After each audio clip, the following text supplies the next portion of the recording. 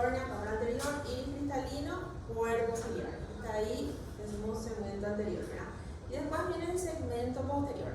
Segmento posterior, me parece que incluiría detrás del cristalino, el humor vítreo, la retina, la coroides y el nervio óptico, ¿verdad?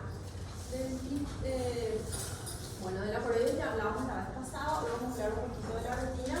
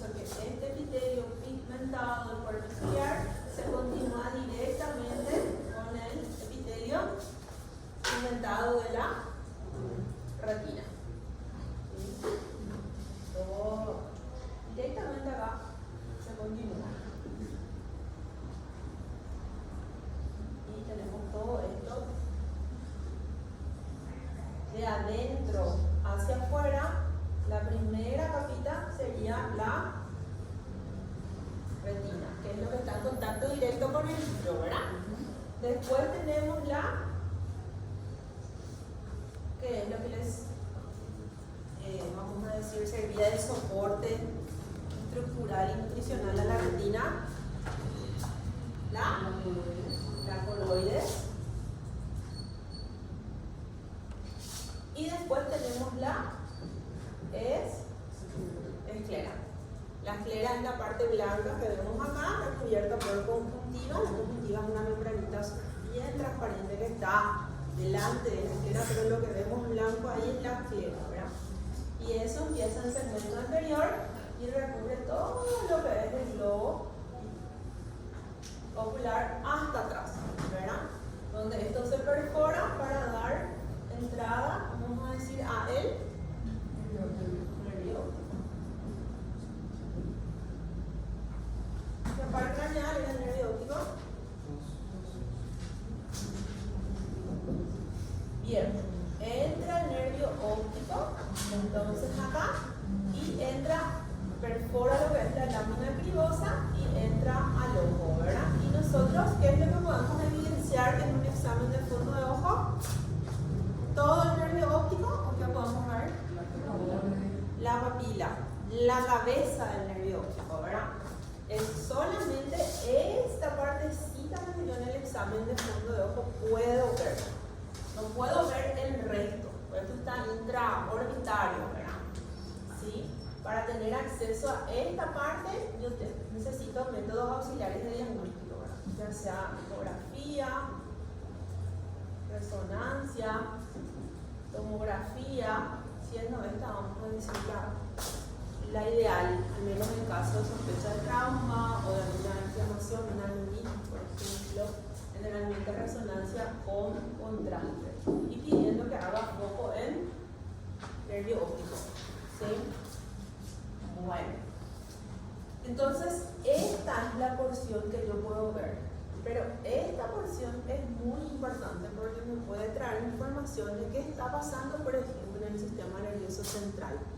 Ejemplo, cuando yo tengo un aumento de mi presión intracraneal, ¿cómo yo voy a, o se va a evidenciar en el examen de fondo de ojo? Se hincha. Ese nervio que normalmente, eso no sé si ya hablaron cómo anatomía del nervio óptico, ¿no, verdad? Bueno, el nervio óptico en un examen de fondo de ojo, voy a pasar acá.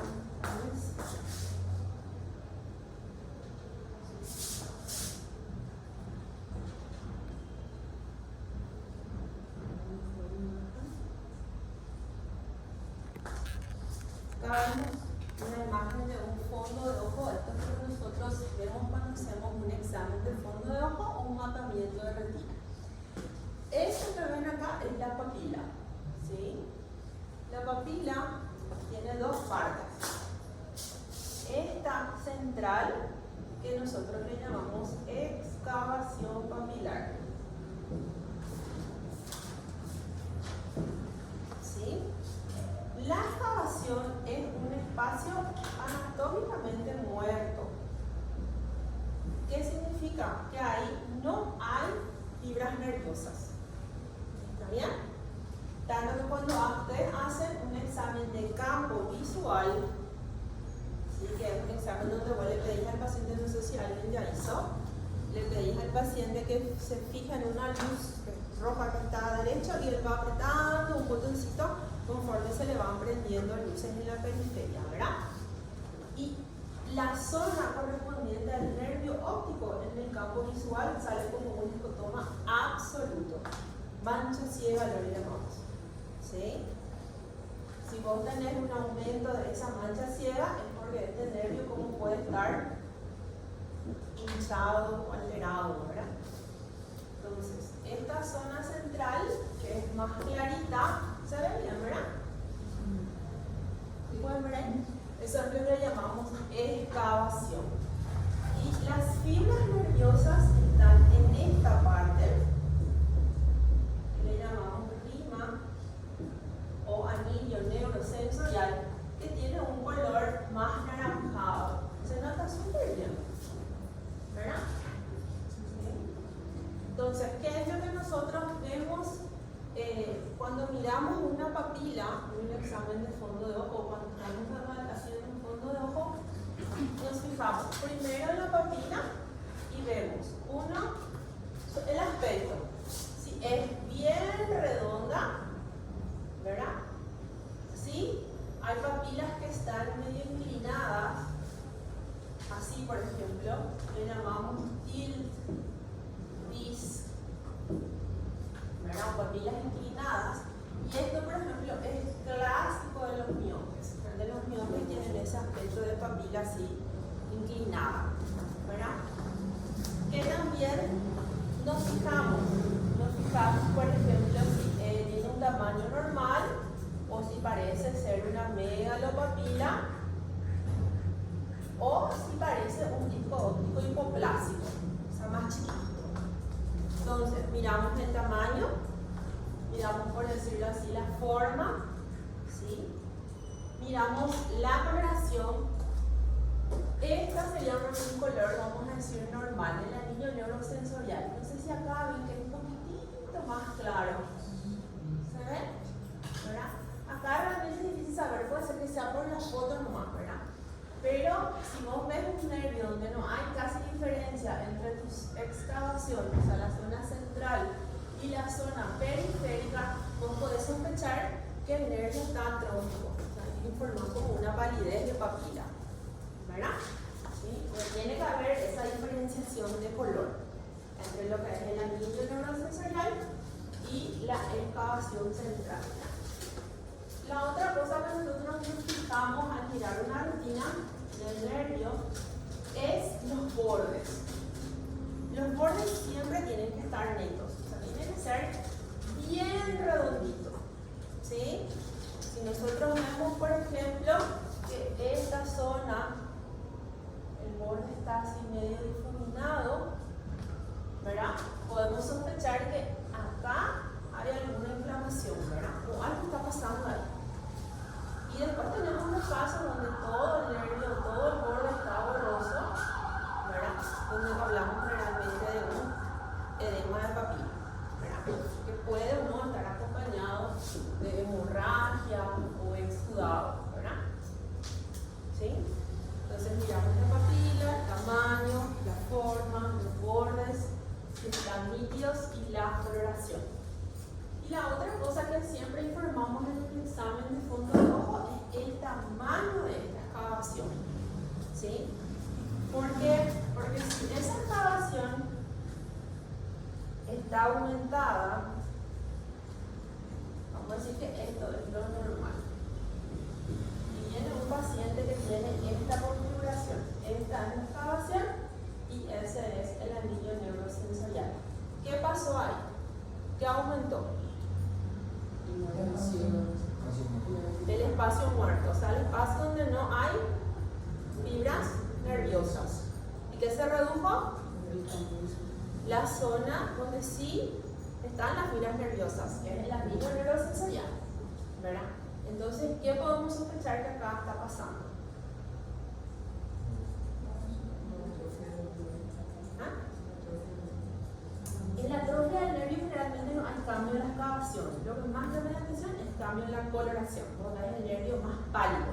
O sea, no ves ese contraste como acá, como que está o blanco o todo muy amarillo, o a veces vos justamente no podés medir bien este espacio, porque la coloración es muy uniforme, ¿verdad? Entonces ahí vos sospechás más que está rojo, está pálido, ¿verdad? Algo está pasando, puede haber una neuropatía óptica isquémica, por ejemplo, ¿verdad? Pero cuando hay un aumento de la excavación, o sea, del espacio muerto, sospechamos principalmente que hay un glaucoma, ¿sí? Porque el glaucoma, ¿qué es lo que pasa en el glaucoma? El nervio se agranda a expensas de la excavación, aumenta ese espacio muerto y disminuye la cantidad de fibras nerviosas y células ganglionares. Hoy en día nosotros tenemos, aparte de esto, ya nos va a hacer una gran sospecha, ¿sí? Pero hoy tenemos estudios, tenemos la tomografía del nervio óptico, que nos dice qué cantidad de fibras nerviosas hay en todo este espacio.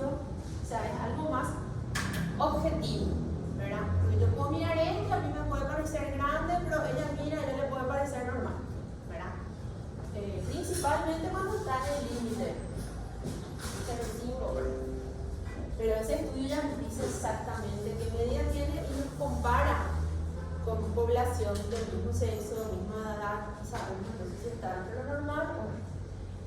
Eso principalmente para el diagnóstico diferencial de megalopapila, ¿sí? Porque hay pacientes, principalmente los miopes, que así como en el miope todo es grande, o sea, el diámetro anteroposterior es grande, el nervio a veces es más grande y esta zona central es más grande.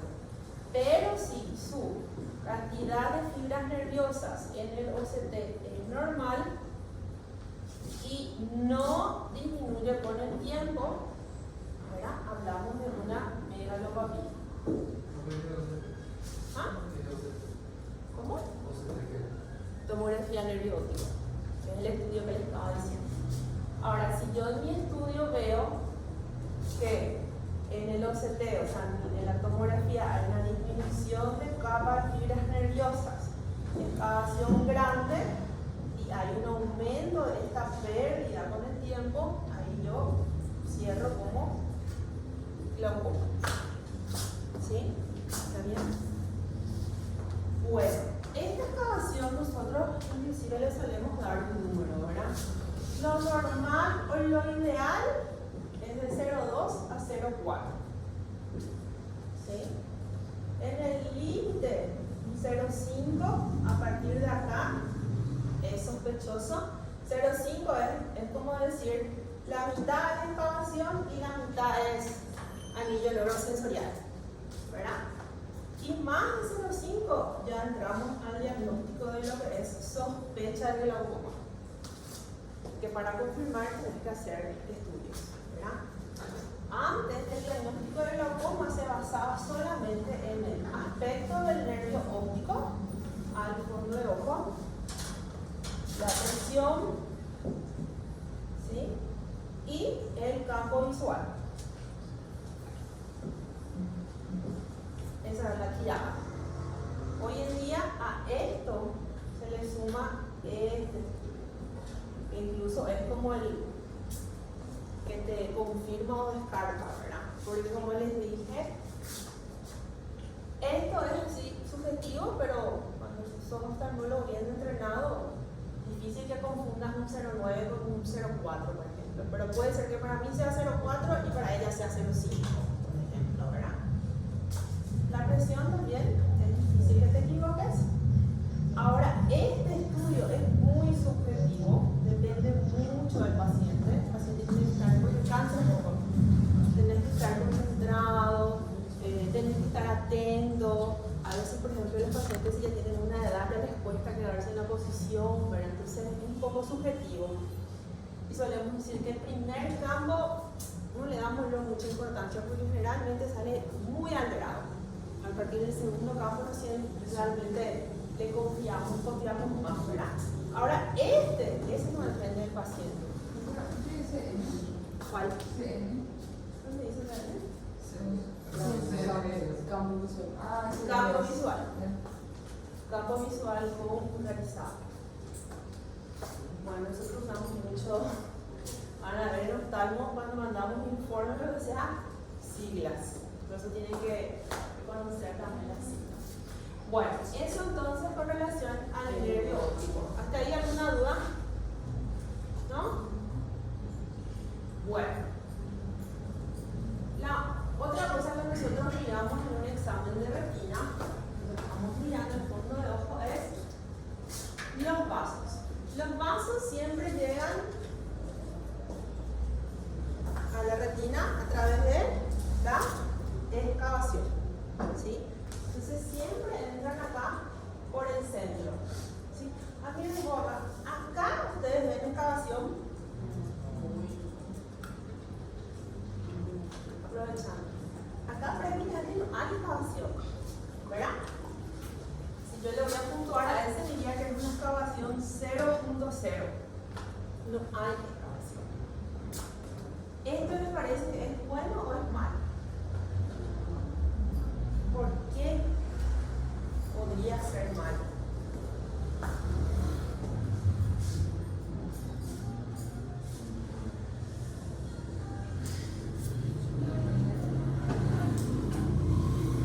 Porque es como que los vasos entran demasiado apretados, ¿sí? Y al estar así, demasiado apretados, hay riesgo de una isquemia. Exactamente, hay riesgo de isquemia, ¿verdad? ¿Sí? Si tenemos esa situación anatómica más un hipertenso, es mucho más fácil que un paciente te haga una neuropatía óptica isquémica anterior, por ejemplo. ¿Sí? Entonces, por eso que un 0,2, 0,3 es así, es lo ideal. Un 0,0 tampoco no es tan lindo. O sea, hay que explicarle al paciente si es hipertenso, que cualquier cosa tiene que venir rápido y todo, ¿verdad? Lo mismo si es que tenemos, por ejemplo, algo que un poco a veces se encuentran, son las pulsaturas, son como calcificaciones en el nervio óptico, que generalmente no alteran la visión, no alteran el rango visual, ¿verdad? Y suele ser un hallazgo casual, puede simular que el nervio esté hinchado, pero facilita, al igual que esta situación anatómica, una neuropatía óptica isquémica. ¿Bien? Bueno, entonces creo que el nervio, una vez que nos fijamos en el nervio, cuando yo miro el nervio, yo automáticamente puedo saber qué ojo es. El nervio está donde está nasal. Entonces si yo miro esto, ¿qué retina esta es? ¿Derecha o izquierda? Derecha. ¿Por qué? Porque el nervio estaría acá. Entonces esta sería mi retina nasal y esta sería mi retina temporal. ¿Sí? Bueno, cuando nosotros vamos a describir una retina, generalmente dividimos en cuadrantes y hablamos del cuadrante superior, cuadrante inferior, nasal y temporal, ¿verdad? Y cuando queremos ser más específicos, porque por ejemplo, justo acá tenemos un hallazgo que yo quiero describirle al compañero, hablamos de horas de reloj. Acá sería 12 horas, 1 hora, 2 horas, 3 horas, 4, 5, 6, 7, 8, 9, 10 horas. ¿Entienden? Esto es para un reloj. Entonces yo le voy a decir al compañero, observo exudados, sí, esa definición se llama exudados, duros, esto sería polo posterior, esto sería más o menos la región de Ecuador, entonces digo, observo exudados en Ecuador, 9 horas. Entonces mi compañero no hace falta ni que mire, ya va a saber más o menos dónde yo estoy viendo eso. ¿Sí? ¿Está bien? Eso sirve mucho porque, por ejemplo, yo ahora por ejemplo ya estoy haciendo láser por el tema del brazo, entonces le paso, veo algo, un agujero y le paso a mi compañero. Agujero de retina en periferia, 2 horas. Entonces él no tiene ni que buscar, se va a mañana, sabe que allá está. ¿Sí? Nosotros cuando describimos usamos o cuadrantes o las horas. Ya los retinólogos manejamos más por horas. El oftalmólogo generalmente te dice cuadrante, ¿verdad? Bueno, entonces miramos ahí Y ahí nos fijamos en los grandes vasos. Tenemos 4 grandes vasos que son, entra acá la arteria central de la retina, ¿verdad? Que es rama de la oftálmica, ¿verdad? Y se divide en 2 superiores y 2 inferiores, ¿verdad? Las 4 grandes arcadas que llamamos nosotros. Siempre tenemos una vena y una arteria acompañante, ¿sí? Como vemos acá. Generalmente, acá hacen experiencia bien, este más gruesito y que está más, vamos a decir, rojo, es la vena. Y esta que ustedes ven acá, que no sé si se nota ahí, pero fíjense que parece como que en el medio no hay flujo. No sé si consiguen notar la diferencia. Esa es la arteria. Fíjense acá, por ejemplo, esta es la vena, que es más gruesita, y esta es su arteria acompañante.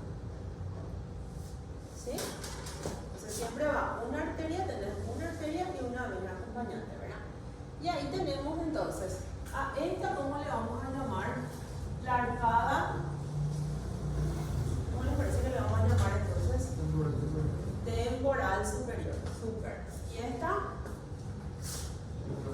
temporal inferior, nasal superior y nasal inferior, ¿verdad? Y entonces yo uso eso también para describir, ¿verdad? La tal lesión está, o por ejemplo, la oclusión del ramo venoso es de la temporal superior. Entonces mi compañero ya sabe cuál es la que está obstruida. Esta, ¿verdad? ¿Sí? ¿Qué les parece a ustedes? Todas son importantes, pero ¿cuáles son más importantes? ¿Las temporales o las nasales? Las temporales. ¿Por qué?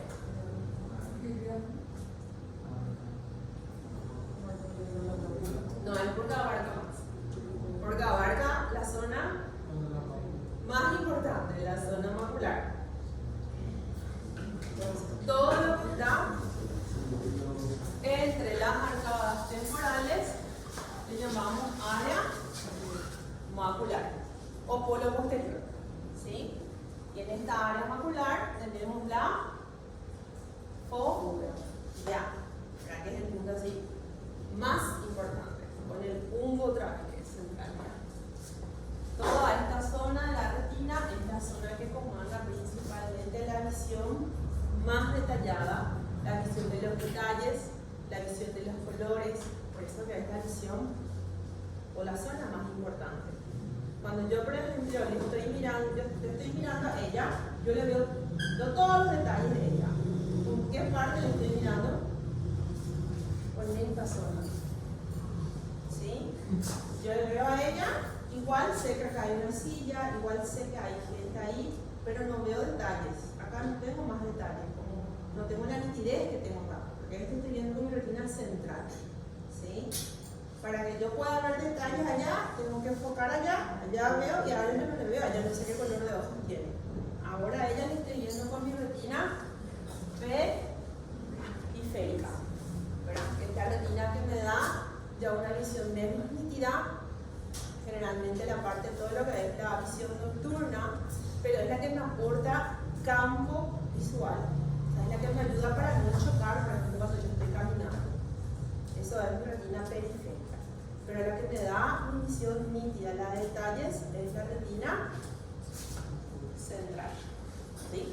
Entonces, cualquier problema o una obstrucción, vamos a decir, o una oclusión de la arteria o vena nasal inferior, el paciente puede ser que ni se percate, pero no tenga muchos síntomas. Incluso puede tener ningún síntoma, ¿verdad? Principalmente si no es acá su obstrucción, si es un poco más periférica, ¿verdad? Pero el paciente generalmente que tiene compromiso de las temporales, justo que se da cuenta que está pasando, ¿sí? Porque le compromete la visión central. ¿Entienden eso? ¿Sí? Bueno, ¿qué es lo que yo me fijo en estos vasos? Me fijo principalmente en su grosor, ¿sí? O sea, el tamaño. ¿Por qué? Porque cuando las venas, por ejemplo, se dilatan, algo está pasando. ¿Sí? Cuando las arterias están muy finas, hay lo que se llama una esclerosis arteriolar. Generalmente es secundario, algo más frecuente suele ser hipertensión, ¿verdad? Al estar esto muy fino, muy estrecho, ¿qué predispone? A una isquemia, ¿verdad? Entonces yo me fijo, súper gráfico también, me fijo entonces en el grosor, ¿sí? Me fijo en la coloración también, no tanto de las venas, pero de las arterias principalmente, porque cuando hay, por ejemplo, hubo una oclusión, vamos a suponer que esto, hubo una oclusión acá, ¿verdad? Este vaso se deja de ver rojo. ¿Cómo se va a ver? Blanco. ¿Sí? Es una obstrucción total y de larga data. ¿Ves? Blanco. Entonces hablamos luego de vasos fantasmas. Ahí no está circulando sangre. Todo eso se puede ver. El examen, cuando vos miras una retina, realmente es algo maravilloso porque te da mucha información, ¿verdad? ¿Cómo está el paciente? Otra cosa que nos solemos fijar mucho es si hay cruces. Ahora quiero ver acá si hay algo. Cruces arteriovenosos patológicos. Como ustedes ven acá, generalmente se acompañan la arteria y la vena, ¿sí?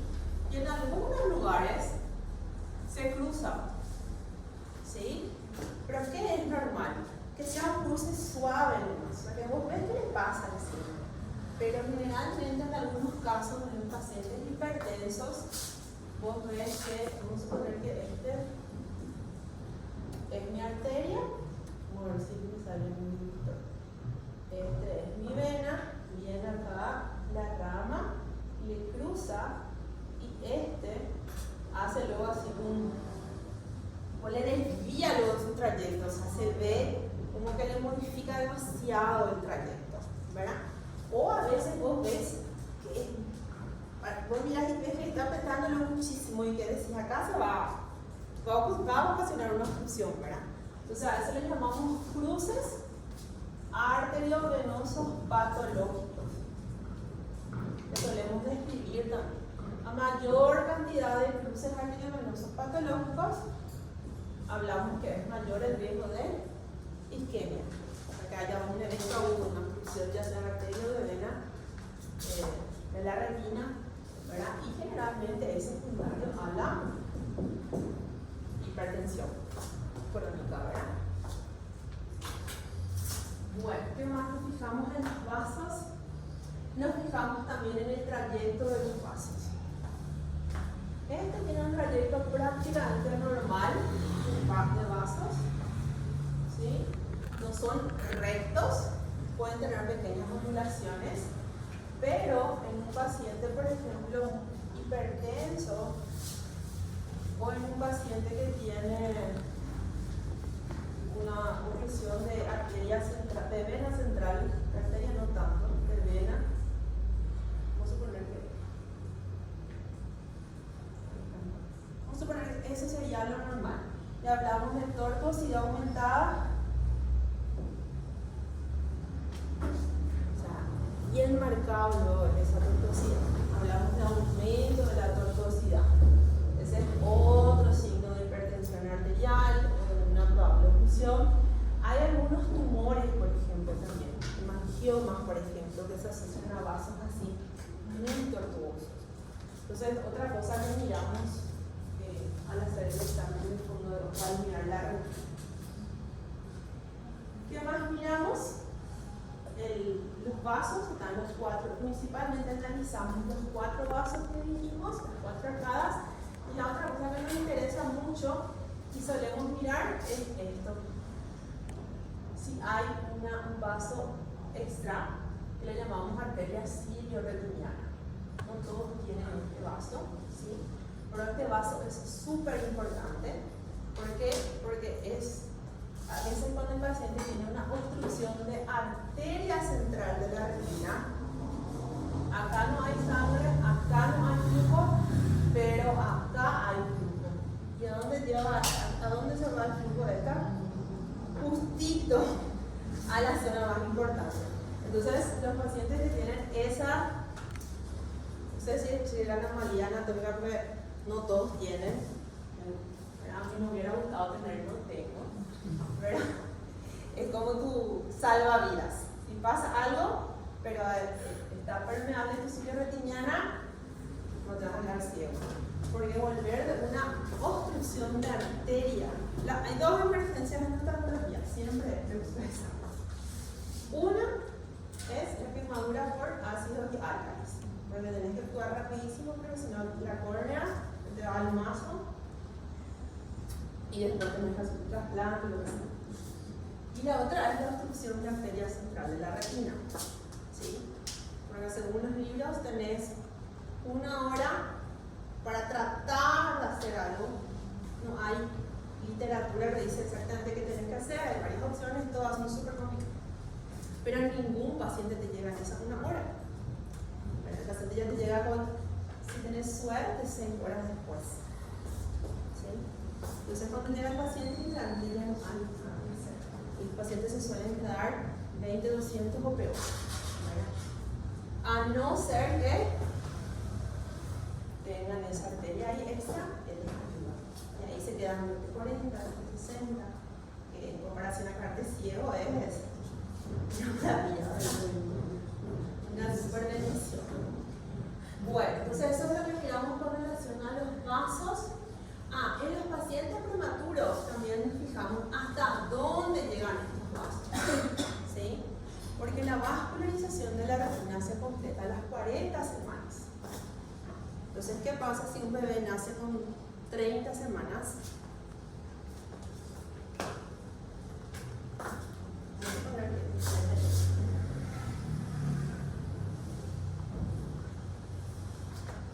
Acá termina mi. ¿Qué pasa si el paciente nace con 30 semanas? Yo les dije que ¿a qué semana llega este vaso acá?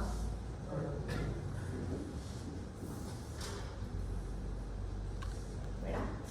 ¿Qué pasa si el bebé nace a las 30 semanas? No llega todavía, vamos a suponer que llega hasta ahí. Ahí llegó, acá, ¿verdad? Se detuvo acá. ¿Y qué pasa con esta parte de la retina? ¿Queda cómo? Isquemia, queda vascular, ¿verdad? Antes está vascular. Gracias a Dios, 90% de los casos, ¿verdad? Siempre cuando el neonatólogo no exagere con el oxígeno, ¿verdad? Avanza espontáneamente y después de un mes completa. ¿Sí? Entonces nosotros en el paciente prematuro le vamos examinando a todo un protocolo, vamos a ver después que tiene de la prematuridad, para estar todo bien esquematizado, cada cuánto le tenés que ver al paciente hasta que complete esa vascularización. ¿Verdad? La mayoría avanza en forma espontánea, no tenés que hacer nada, pero hay casos donde se detiene y se detiene, no avanza. Y ahí vos entras a actuar. ¿Sí? ¿Qué tenemos que hacer? Normalmente hacemos láser o Avastin. Con el láser eliminamos esta zona isquémica, porque si no, esta zona isquémica libera un factor que se llama de proliferación endotelial. El mismo mecanismo pasa en los pacientes diabéticos. Ese factor VEGF se llama factor de proliferación endotelial. Esto aumenta en el vidrio y esto induce la aparición de los neovasos. Fíjense esta papila y fíjense esta papila. ¿Qué ven de diferente en esta papila? Muchos vasos. Pero estos vasitos, ¿cómo son? Parecen normales. Son demasiado pequeñitos, tortuosos, parecen todos muy irregulares. Cuando vos mirás parecen como unas ramificaciones, ¿verdad? Estos son los neovasos. Neovasos porque son vasos de cero, no son vasos que trajimos de nacimiento. Se forman por alguna patología, generalmente secundaria a la isquemia, ¿verdad? Y al aumento de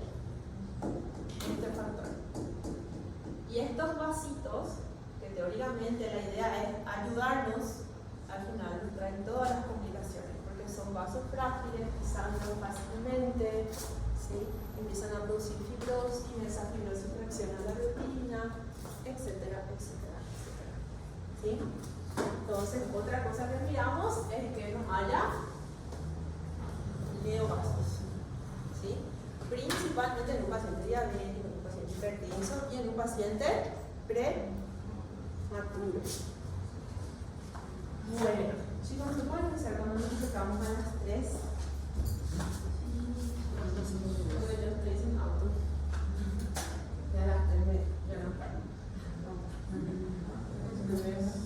8 minutos. No sé si va a ser puntual, ¿no? Bueno, a ver, entonces ya hablamos de los vasos, la papila, la mácula, ya dijimos, ¿verdad? ¿Qué nosotros miramos en la mácula?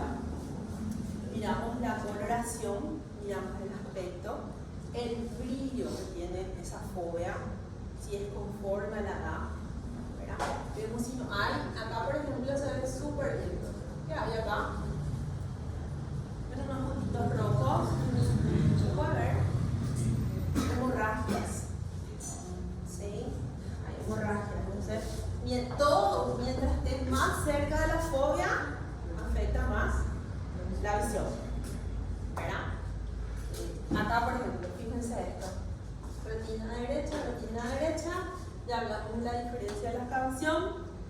Acá vemos una fóvea relativamente normal con una microhemorragia. Y acá vemos, ¿cómo se llamaban estas manchitas del dedito? Exudados, ¿verdad? Fíjense la cantidad de exudados rodeando la fóvea, ¿sí? Esto normalmente llamamos exudados en patrón circinado o anular, ¿verdad? Cuando vemos esto, sabemos que acá hay un edema macular impresionante, ¿sí? Y es crónico, dificilísimo de tratar. Esto es dificilísimo de tratar. Muchísimas inyecciones, láser, y la paciente gasta y la visión, si te mejora de a poquito. O sea, a esto hay que tratar de llegar con nuestros pacientes diabéticos, ¿sí? Pero vos ves esto y acá ya sabes, está lleno de visión, ¿sí? Entonces miramos el brillo, la coloración y si hay o no alguna lesión en esa zona. ¿Está bien? Básicamente eso. Hay muchas cosas que podemos ver en el paciente, por ejemplo. Esto que ven acá que estaba, ¿qué les parece que estaba debajo de esto? El nervio óptico. ¿Esta qué zona es? La zona macular. Acá estaba la arcada temporal superior, la arcada temporal inferior. Esto es la evolución de esto. Este es ojo izquierdo en realidad, este es derecho. Pero se formó prácticamente por el mismo motivo. Acá hubo neovasos, esos neovasos inducen fibrosis, esta fibrosis se va hacia el vitrio, ¿sí? Hace puente con el vitrio, y el vitrio, esta es la retina, este es el vitrio, esta es la retina, este es el vitrio, él agarra el vitrio y hace esto. Empieza a estirar la retina y desprender la retina. Entonces todo esto que ustedes ven acá es una fibrosis, esto está estirando hacia adelante la retina, está ocasionando un desprendimiento de la retina traccional. Ahora la pregunta, ¿este paciente diabético tiene una retinopatía diabética terminal, sí o no? Sí, no existe esa clasificación terminal, pero más o menos para decirlo nomás, es lo más avanzado posible que puede estar su retinopatía diabética. O sea, la retina está por ser total y absolutamente desprendida, ¿sí? Ustedes dicen que este paciente ve algo o ya no ve nada. ¿Ah? Este es un reflejo de la luz, de la foto. Este paciente obviamente no va a estar viendo un 20-20 porque la retina, la mácula está un poco traccionada, pero a veces te sorprende y el paciente es 20-50. Y él se sigue manejando.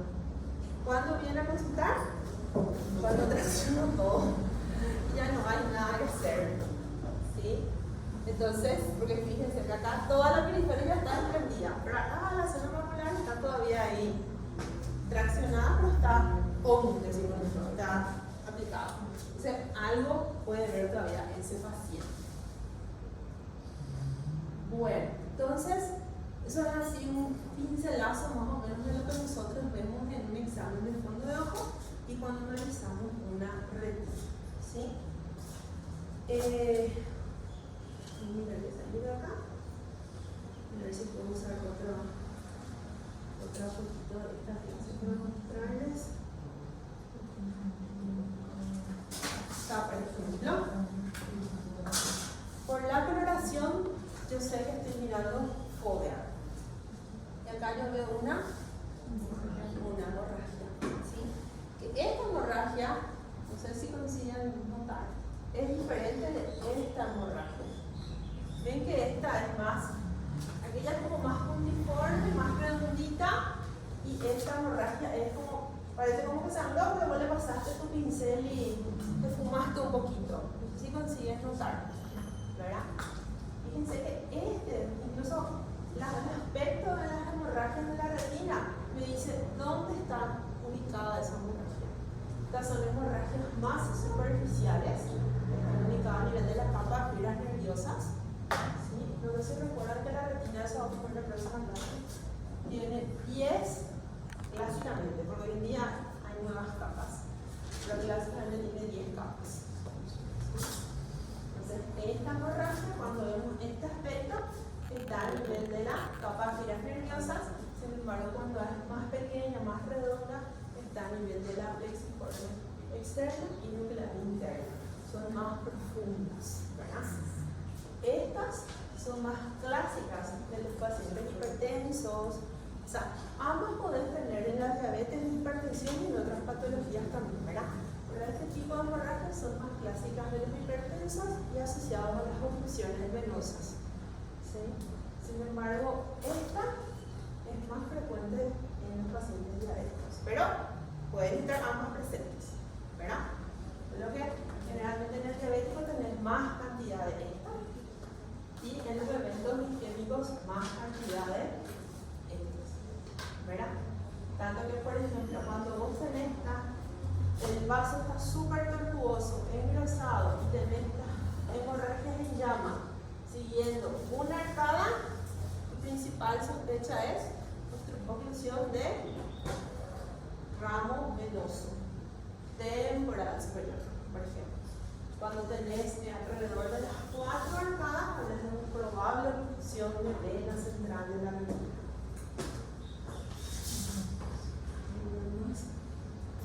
Estas son otras lesiones que son los exudados, que siempre les había dicho. Fíjense que estos exudados están a nivel de la plexiforme interna. Las plexiformes son las capas de conexiones, no sé si se acuerdan, conectan los núcleos de las bipolares, las horizontales, las máquinas, esas células, y generalmente traducen edema. ¿Sí? Por eso que en aquella foto, ¿se acuerdan que les dije que estaba era como un círculo de exudados? ¿Se acuerdan? Está lleno de líquido. Porque generalmente traduce edema. Son los exudados puros. Y después tenemos los exudados blancos, que al igual que las hemorragias en llama, fíjense cómo parecen manchas que vos le pasaste el pincelito y diseminaste, que son tan redonditas como las anteriores, ¿verdad? Y estos están mucho más superficiales a nivel de la capa de fibras nerviosas y clásicamente traducen zonas de infartos. ¿Sí? Estos suelen desaparecer. Luego le ves al paciente y luego lo vas una semana después, 2 semanas después, y puede ser que ya no tenga el paciente. ¿Sí? Son a veces los eventos agudos. Los exudados puros se tienden más a quedarse porque traducen un daño, vamos a decir, en la barrera hematorretiniana y edema. Entonces, se suelen quedar. Ya ves las 3. Bueno, y después hay un montón de otras alteraciones entonces que podemos ver en la retina. Estos son los neovasos, creo que se ven mejor acá. Fíjense, este es un vaso normal y estos vasos patológicos que hablamos, como son finitos, irregulares, parecen como ramificaciones de un vaso normal. Otras alteraciones que podemos ver en los pacientes diabéticos en cuanto a la forma de las venas. Acá se ve, pero creo que acá se nota mejor. El arrozamiento venoso. Arrozamiento venoso. Es un signo ya, si el paciente tiene eso, ya hablas de una retinopatía diabética mínimo severo. ¿Sí? Este es un estudio contrastado de la retina, se llama angioretinofluorescenografía. Luego hay dos opciones. Los equipos más viejos se les intenta un contraste al paciente, previamente tenemos que hacer el test de alergia para ver si el paciente no es alérgico, ¿verdad? Y empezamos a sacar fotos, ¿verdad? Al minuto, 2 minutos, 3 minutos para ver cómo va circulando ese contraste, ¿verdad? Y él fácilmente te muestra las zonas donde hay isquemia. Hoy en día hay tipos donde vos no hace falta que le inyectes al paciente. Esos psicólogos son súper costosos. Nosotros tenemos acá en Ciudad del Este, por suerte, el que no hace falta inyectar, ¿verdad? Fíjense, esta parte de la retina está profundida y esta parte, ¿qué les parece? Comparen un poco esta parte con esta parte. Esto está todo izquierdo. Acá al contrario. Eso está perfundido. Entonces a nosotros eso nos sirve para confirmar nuestro diagnóstico y también porque tenemos que hacer generalmente láser, al igual que en el paciente de retinopatía retinopatía, tenemos que eliminar estas zonas isquémicas para que no aumente este factor, ¿se acuerdan? Entonces me sirve como un mapa para yo saber dónde voy a disparar mi láser. Bueno, ahí acá tienen otros neovasos. Fíjense, acá no sé si se nota, pero creo que no está bien. Este es el nervio óptico, ven los vasillos patológicos y esta es la forma que habían tratado como el vidrio. Se forman los neovasos, producen como una fibrosis al vitrio y el vitrio estira hacia el segmento anterior, hacia adelante, y ahí va desprendiendo la retina. Estas ya son hemorragias más profundas que vamos a ver después. Y bueno, eso es entonces hoy lo que